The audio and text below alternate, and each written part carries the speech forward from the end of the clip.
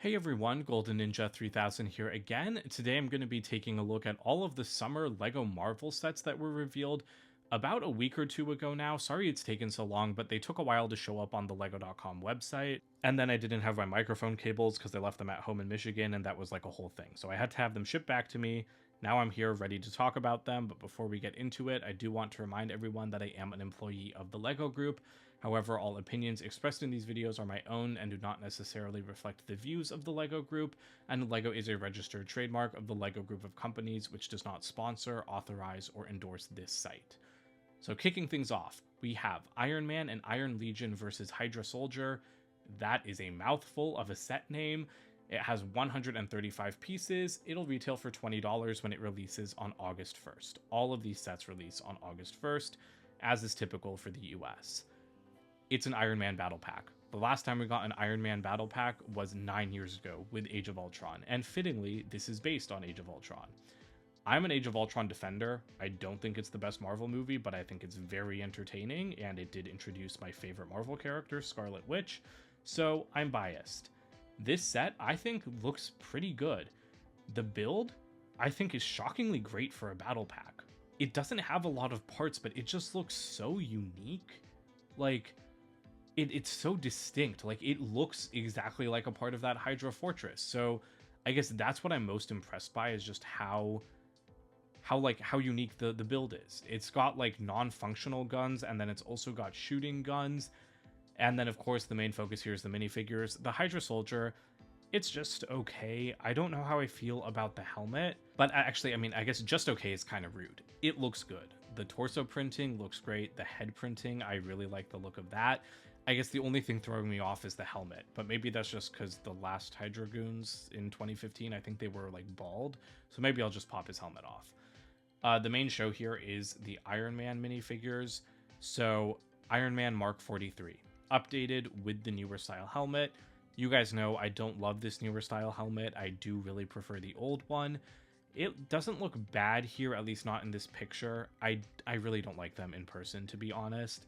But, I mean, the torso, the legs, they look excellent. I mean, there hasn't been a huge jump in printing design from 2015 to 2024, at least not when it comes to Iron Man figures, in my opinion. I can't tell what's different about this, besides I think the legs are a lot more detailed by having like those 3 layers of plating, compared to the 2015 version. And ooh, is that hip printing? That would be really nice, because it looks like there's red printed onto the dark red color of the hip. So I'll be excited to add this to my Hall of Armor and compare it to the previous Mark 43 when I get this set. Then we have the Iron Legion drones. Love the torso and legs, especially the legs. Like, they look super, super detailed. I don't like the helmets. These are my least favorite Iron Man helmets. Like, I really don't like this one. It works for very few Iron Man suits, and I completely understand why it was chosen for the Iron Legionnaires, because they're just androids in the movie. You know, they aren't suits. You can't get into them. They are just robots. And so this helps differentiate them from Iron Man by not giving them a lift-up faceplate like the last Iron Legionnaires had in 2015. However, I just don't think their helmet design has translated well onto this piece at all. They look very flat, and it looks super awkward to me.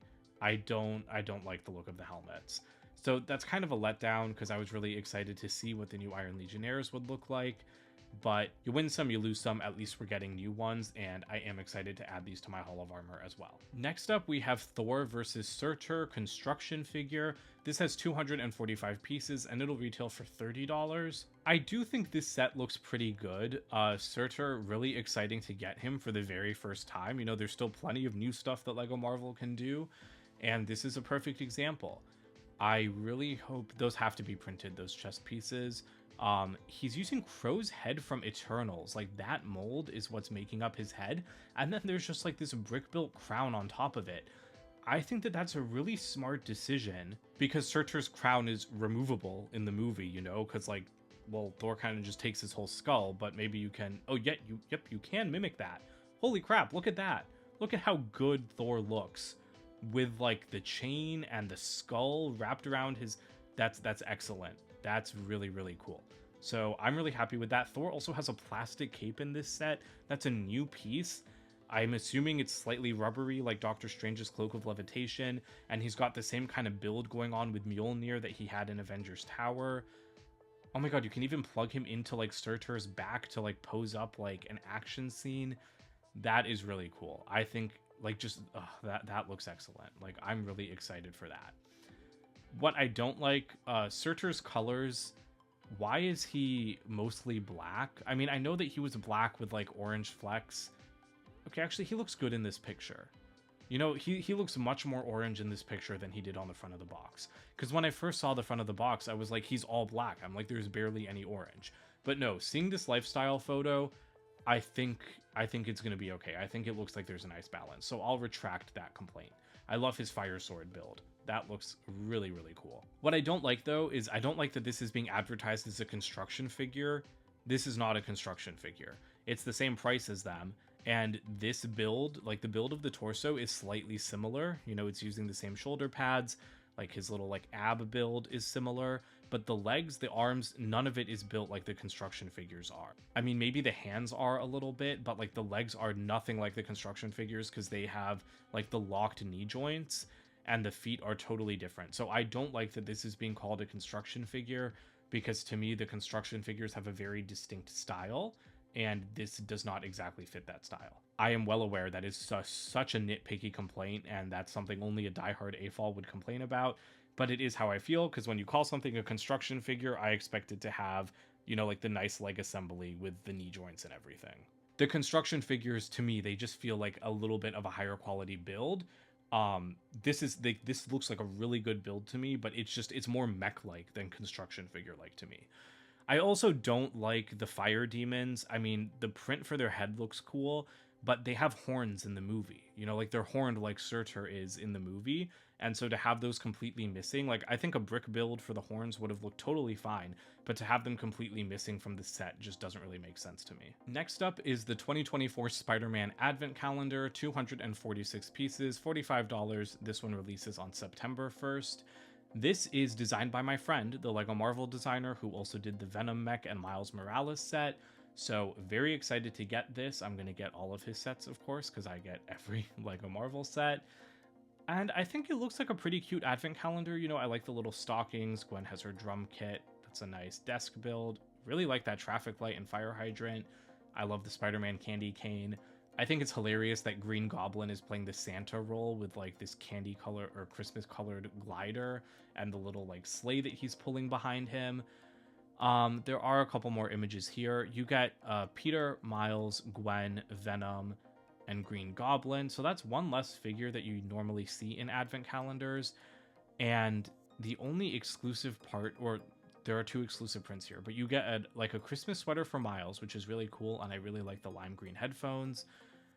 But Gwen is regular, Peter's regular, Venom is regular, just with a scarf added, and it's not even like, it'd be awesome if that scarf was like new and like green instead of red, because the red is like really overused.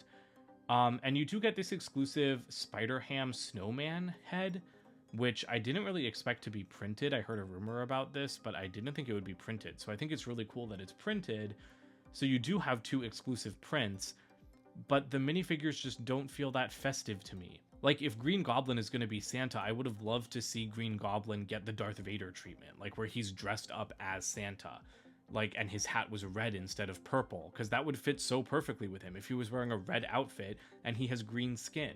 So this piece, does it even match? Like, why does it look like his ears are a different color than his skin in that? Okay, maybe it's just that image, because on the box it's correct.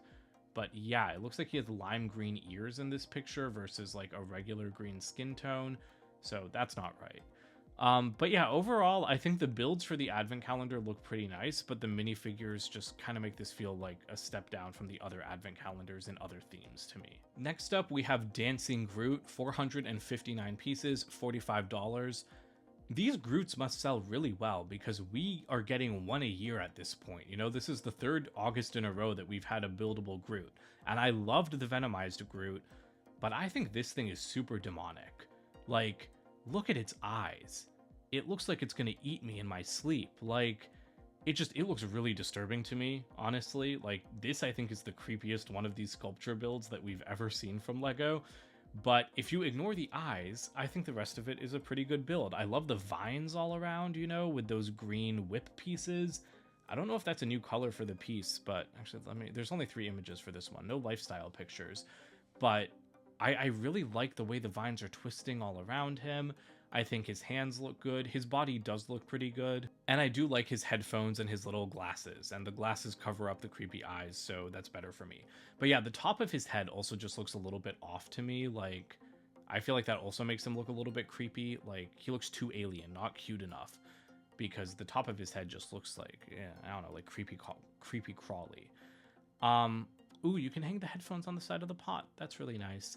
I like the different options for the display, like nameplate. You have Guardians of the Galaxy. You also have the I Am Groot one from, the I Am Groot series on Disney Plus, and that definitely is what this is based off of. Like with the glasses and the headphones and this different style, it all looks very much like it's out of that Disney Plus series. I love that you can store extra pieces in the base of the pot.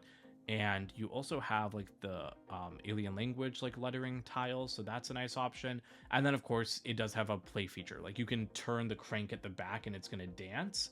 So I'm interested in seeing how that works in person, because I think it looks creepy just sitting like that. So I feel like I'm going to be even more creeped out once it starts moving at me. Next up, we have the Avengers versus the Leviathan, 347 pieces for $50.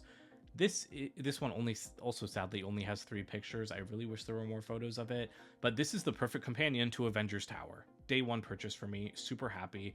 The biggest Leviathan we've ever gotten in a set, same size as the one from Avengers Tower, I think. People were saying it's a little bit of a different build. I think those stud shooters are definitely different. And oh yeah, the rib designs are different. It's not as detailed as the one in Avengers Tower, I think, but it's almost identical, so it's going to be a really nice addition. And this is a perfect, like, cheaper Avengers 1 set, because you get, like, 2/3 of the team here. You have Cap, you have Loki, that excellent version with, like, the mouth guard, although sadly he doesn't come with a hairpiece. And oh my god, this version of Loki is actually exclusive, because he also comes with one of those new plastic capes. I wonder if those are going to completely replace cloth capes. I hope not, but I'm really interested to see how they work, because I really like the way they drape over the front of the figure, especially on Loki. Like, it just goes perfectly into the green on his torso, and I love that it fits with his helmet, and his helmet can even turn with the cape attached. That's very exciting to me. Chitauri, regular, cool. Black Widow with arm printing, wonderful. Love Natasha, always happy to see her in a set, especially with arm printing. Exclusive version of the Hulk. If you can't buy Avengers Tower, if you don't want to buy Avengers Tower, this is where you get the new Hulk with the removable hairpiece, the movable head, and he has a new angry expression. I don't think it's exclusive to this set, but this whole package with the gray pants and the angry face, even though none of the parts are exclusive, I think, the whole figure is technically exclusive. So that's great. It's been a long time since Hulk was in like a smaller set. I don't like this box art. This box art is really misleading. It makes the Leviathan look way bigger than it is. Like, in this picture, the Hulk is the size of the Leviathan's entire head. But if you go to the back, you can see that the Hulk is actually the size of, like, the entire first part of its body. So, LEGO does do forced perspective box art sometimes, but it feels, like, really dirty on this one. It makes the Leviathan look like 3 times as large as it actually is. So, I don't love that, especially with how small they make the minifigures. This is a much more accurate size. I really like that it comes with these little clear pieces to keep it off the ground. I kind of wish it came with like a big clear stand like the one in Avengers Tower did, but at least it comes with something. And I guess it does need to be low to the ground so the ground-based heroes can fight it. And yeah, you've just got the articulation, you've got the movable mouth, you have the stud shooters. It's really cool. Like, this is such a good build, like the one from the tower. I think it's great that it's going to be available to everyone at a much lower price with a new Hulk to boot. For $50, I do think it's worth it. Like, I've built the other Leviathan. It feels like it could be a $40 build. It's a little bit of a stretch, but it is so detailed that it doesn't feel absolutely ridiculous to me. And then when you add in Hulk, I see how we get to that $50 price. I do think if this set was $40, it would be amazingly perfect at 40. 45 even would be okay. 50 is like maybe $5 too much, but honestly, it's not as overpriced as some people might think. Again, just judging what I know of the size of the Leviathan based on my Avengers Tower set. Next, we have the Avengers Assemble Age of Ultron, 613 pieces, $100 US. This is my least favorite set this summer. I don't understand why this was chosen over like the final battle with Ultron in the church. That would make way more sense to me. I do think it's a really nice display piece. I love the snow. I love the trees. Like the new larger fern pieces are used there. I love all the posing pieces. I love all the Avengers flying, you know, like just like they did in that opening scene of Age of Ultron. It's a cool set. It's a cool concept. But for $100, just no. No. I'm not happy with that price at all. Because it is a cool diorama, but I'm like, this would be a really cool diorama for like $70. At 80, it would feel overpriced. At 100, I think it's a little bit ridiculous. You do have, again, that angry expression for Hulk. I believe that's the same as the Helicarrier, but he does have different, or not the Helicarrier, the Leviathan, but he does have different pants. Same Iron Man from the smaller set, same Captain America. We got him in that set with Black Widow. And so Black Widow's also returning from that motorcycle set from last summer. I wish she'd get printed arms in this suit. Like, giving her printed arms in this set would have added a little something. We do have a new version of Hawkeye. I don't think this is a new version of Thor, though. It was a new version of Thor in the Surtur set. I didn't comment on that, but it is a new torso print. I don't know if this is a new torso print here. But, so there's maybe 2 new minifigures, but there's for sure 1 new minifigure. And sorry, Hulk is also new with those printed pants, but I mean, like, come on, where's Scarlet Witch and Quicksilver? Like, we have not gotten a Quicksilver since 2015. How hard would it have been to throw 2 new minifigures into this set? You get 3 Hydra goons. Like, where's Baron von Strucker?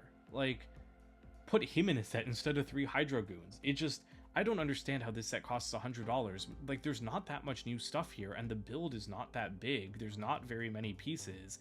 This isn't even one of those sets where there's like 1,000 pieces and like a really small build because it's just so detailed.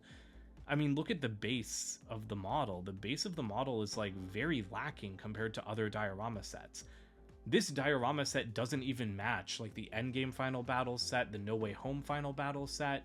It's like a different style, and it does look a little bit unfinished. Like, there's just so many studs everywhere, and I'm not like a stud hater. I like seeing studs in LEGO builds, but these display diorama pieces are usually just so polished and so pristine, it's weird to see studs everywhere. It does make it feel unfinished. So I understand the concept of this set, and I wish I liked it more, but it doesn't feel like it's been executed as well as it could have been. The truck looks like an okay build. Again, it doesn't look exceptionally detailed. I like the front of it, but you know, it's not that impressive to me. The bunker is, again, it's cool, but yeah, I mean, like, look at how empty it looks, like, from above. It's just, to me, this is just like a baffling set. Like, I don't understand why we're getting this instead of the church with Ultron. And even like this kind of set, I feel like it could have been way better by just finishing off the base better, making the base, you know, have those rounded edges to match those other sets that I mentioned, and putting in like Scarlet Witch and Quicksilver. So yeah, I want to like it, but I don't like it that much. Maybe my feelings will change once I build it, but it just, this looks like one of the worst $100 Marvel sets to come out in quite a long time, to be honest, even though I think it's so cool to see all the Avengers together in one set. It does have all 6 Avengers in one set, so that's the first time that's happened in a long time, so that's cool. And lastly, to end on a very, very, very, very positive note, we have Guardians of the Galaxy, the Milano, 2,090 pieces, $180. This is what I've been dreaming of for 10 years. I have wanted a UCS-style Milano for so long. Ever since, like, we started hearing rumors of like new Marvel direct-to-consumer sets, like with the Bugle in 2021 and everything, I was always like, we need a UCS Milano. Honestly, I want a UCS Quinjet because I love Quinjets, but I was like, we need a $200 UCS Milano. And this is exactly what I was picturing in my mind. On the black stand, it looks so beautiful. I wish it came with an info plaque, but I mean, like, the Benatar didn't, so, you know, established precedent, yada yada yada, but the Benatar should have had an info plaque, to be honest. I can't wait to take this back home to Michigan and put it on the shelf next to my Benatar. It's literally everything I've ever wanted from the LEGO Marvel theme. this set exactly. And it looks amazing. Like, it just, oh my god, I don't even know what to say. Like, I'm literally like at a loss for words. Just look at the new windshield piece. Let's talk about that. I don't love that it's transparent light blue. That's the one thing I don't like about this set that I can think of. It should be clear. It's clear in the movie. However, again, the Benatar, that windshield is also clear in the movie, and in the set it was purple, I think to like reflect space or whatever. So even though I wish it was clear so that it looked more like the, you know, Milano just sitting on like a planet, it's consistent with the Benatar, and you know, I like my consistency between my Lego sets. So that's cool. It's a new mold. What the heck? I never expected us to get a new mold for the Milano windscreen. Like, it looks amazing. At least I think it's a new mold. Please correct me if I'm wrong, but like, it fits this shape so perfectly. I feel like it has to be a new mold, because I don't think I've seen something like that before. It's beautiful. It's incredible. I cannot believe that this set got that kind of attention to have a custom molded windshield. That's the kind of stuff you see in Star Wars UCS sets, not in $180 regular non-direct-to-consumer Marvel sets. The whole build looks fantastic. I mean, just look at how those engines like are finished. Look at the sides, like they're so tiled off and nice and like good, and I don't know what to say. It looks perfect to me. The one thing I don't like about the build is I think it's a little bit too studded on top. Again, I'm not a stud hater. I feel like I sound like a stud hater. I'm not. But on large models like this, again, aimed at a more adult audience, I know this is a 12 plus set, but you know, this and the Avengers Assemble set, you know, like those are meant to be more like display sets. I feel like I've gotten used to a more studless look. Like the Benatar, I feel like does not have anywhere near as many studs exposed. But to be fair, like what's bothering me is just the studs on the wings. Like I feel like there's way more studs in the orange stripe than there is in the blue stripe, but those pieces aren't made without studs. Those are only made as plates, not as tiles. So minor complaint, you know, if I have to find something to nitpick on. Also, like these sections look a little bit too studded to me. I'm sure it's going to look better in person. It's not like I even think it looks bad. I'm just saying I kind of expected it to be more smooth. So yeah, nitpick, not a real complaint. Love like the tessellation going on here, like the divide between the gray and the orange stripes. The way the orange stripe is built is just fantastic. Like it just curves in so well. My god, like this is when I really love Lego sets. Like whoever designed this needs a raise immediately. Like I want this person to design every Lego Marvel spaceship from now on, because they're finally giving me my dream.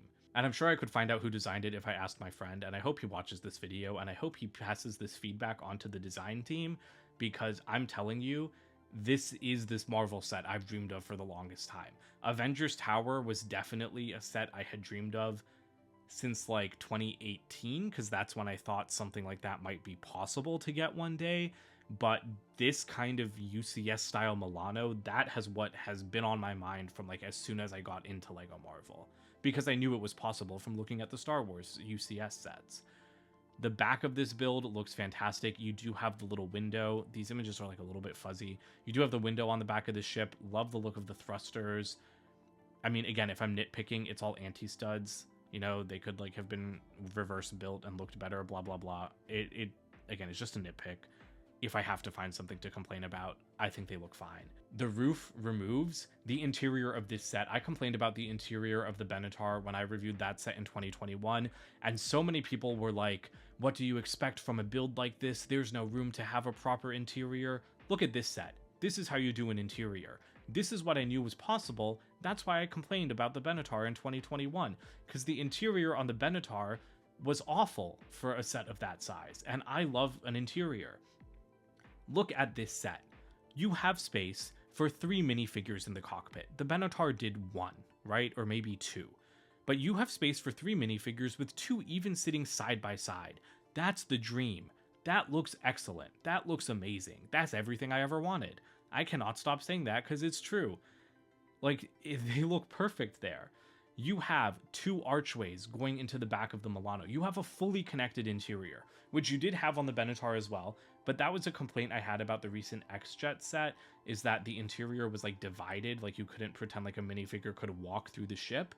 Minifigures can walk through this ship in multiple ways because you have 2 hallways. I never thought the designer would be able to get 2 hallways into the interior of a Milano at this size, but this is how you do a UCS style interior. So I'm very, very happy. Again, I know it's small. Maybe I'll feel in person like it's too small. Maybe maybe I won't be as happy in person, but I find that hard to believe because I just really feel like we're getting so much detail in a set like of this size in this interior. Look, you have more seats at the back. You have clips for everyone's weapons. That's what I want. I want weapon clips. In the Benatar, the weapons clips were too hard to use. Like putting Stormbreaker in that set was always a pain in the butt. You have a little bed in the back for Star-Lord with like the awesome mixtape and everything. You have Yondu there. You have like a little decoration of a mountain behind Baby Groot. It's so good. It's so good. Look at how good this looks. Look at that interior. Look at them all sit in the cockpit like that. They look like such a happy family. Oh, this is it. This to me is like, from pictures, I think it's one of the best Marvel sets ever. Again, maybe I'll feel differently in person. Like maybe I'll really hate building it or something. But I highly doubt that. It's just, everything you need is right there. And I'm so happy about it. I don't think we have close-ups of the minifigures, but you have new versions of them all in the red outfits.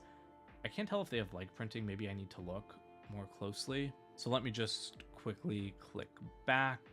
Here, back of the box is probably the best place. They do have leg printing, a decent amount. Honestly, I think I kind of prefer the minifigures from 2014, to be totally honest, but these still look fantastic. Love that they all have the leg printing. I really like this Drax minifigure with the smile, with the tattoos. People are going to be so happy to finally get this version of Drax again. Because, you know, if you missed out on that set 10 years ago, this is, I think, for the 10th anniversary of the movie, because it's the 10th anniversary of the first Guardians of the Galaxy movie in August. So getting Drax like that, it's excellent. I'm so glad. I hated when he was green for like a short while there. Really glad he's back to light bluish gray, because that's definitely the color he should be in Lego form. Rocket Raccoon. I don't love the torso because like the print looks good, but printing it on this dark gray or this gunmetal gray, to me, it makes him look too gray compared to the rest of the figures. I wish that was printed on a red torso. But again, pretty minor complaint. He looks great. Baby Groot, again, little nitpick. I wanted a full-size Groot. We have not gotten a full-size Lego Groot build since 2014 because he hasn't been at a real full size since the first Guardians of the Galaxy movie. But even though I would have liked a full-size Groot personally, I'm glad we get Baby Groot because this piece has not been seen since 2017. It's new in dark tan because the color of Groot changed a few years ago. And I think the printing on it is excellent. Also, a regular size Groot would not fit in the Milano. So even though I personally wanted a regular size Groot, he wouldn't fit in the Milano. It's kind of a dumb idea to put him in a set like this. So I think Baby Groot, you know, basing this on the end of the movie and having still a new piece with a new print makes total sense and is really nice. So I've probably gushed over this set enough. Overall, I think the summer sets look pretty good. You know, I was expecting a little bit more from some of them based on the rumors that we were seeing, but I'm really, really happy with standouts like the Milano. And I think overall, this is a much stronger summer wave than last summer. And I feel like that way across the board for like all Lego themes, you know, like for Harry Potter, for City. I'm not going to do a City reveal video, but the City sets look insane. For Marvel, it really feels like a step up from last year. And as a huge AFOL and a huge collector, I could not be happier about that. So let me know what you guys think about these sets in the comments below. Don't forget to like and subscribe as well, and check out my website, goldenninja3000.com, and I'll see you guys with more videos soon. Bye for now.